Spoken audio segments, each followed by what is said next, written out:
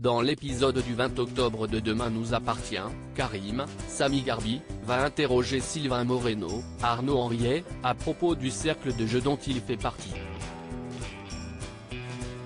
Après avoir perdu beaucoup d'argent et accusé un homme de tricher, il est possible que Sylvain Sen soit pris à Régis Francis Perrin, pour lui faire peur et le convaincre de lui rendre son argent, et que cela ait mal tourné. En le questionnant, Sylvain explique pourtant qu'il n'a jamais vu Régis et que si est un Danois, seulement de passage, qu'il avait accusé de tricherie. Quand Karim aperçoit la camionnette abîmée de Sylvain, il décide cependant de l'emmener au commissariat. Il ne faut pourtant pas longtemps à Aurore, Julie Desbazac et Damien, Adrien Robe, pour trouver les preuves que Sylvain n'est pas le coupable, et l'homme peut donc rapidement ressortir.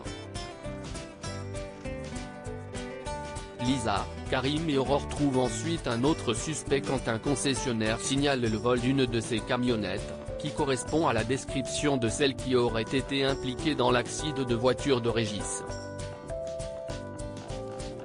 Quand ils obtiennent les images de vidéosurveillance du parking où la voiture a été volée, Aurore reconnaît un certain Darius Valbec, Laurent Seco, qui avait été soupçonné par la police et qui avait notamment tapé dans l'œil de Marianne, Luce Mouchel, pendant son séjour au spa. Pendant ce temps Oma, Judith, Alice Varela, se retrouvent seuls à gérer le navire pendant que Chloé, Ingrid Chauvin, et Alexandre Brasseur, partent chercher une camionnette, qui tombe en panne et leur offre la possibilité de passer une nuit au milieu de nulle part. Quand elle voit Jordan, Maxime l'élu, arriver, Judith commence à lui parler de travail et le jeune homme finit par lui avouer qu'il compte arrêter de travailler au mât. La voir tous les jours après sa déclaration est trop difficile. Judith, attristée, accepte évidemment cette démission. Le secret de Léo plus tard, la jeune femme est prise d'une crise de panique tandis qu'elle est seule chez elle, et appelle Jordan pour la rassurer.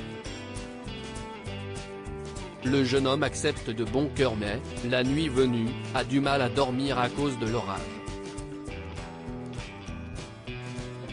Quand Judith vient voir pourquoi il fait du bruit, les deux jeunes parlent un peu avant que Judith ne finisse par se jeter sur Jordan pour l'embrasser fougueusement. Ailleurs à 7, Audrey, Charlotte Gaccio, trouve enfin le serpent qu'elle n'arrête pas de voir chez elle et prouve à Damien que ce n'était pas une hallucination. Si est en effet le jeune Léo, Paco Blanco, qu'il avait recueilli dans sa chambre. Enfin Claire, Emiliane, apprend les dessous du métier de Sébastien, Xavier Delugue, et semble chamboulée par le contact à la mort que cela entraîne.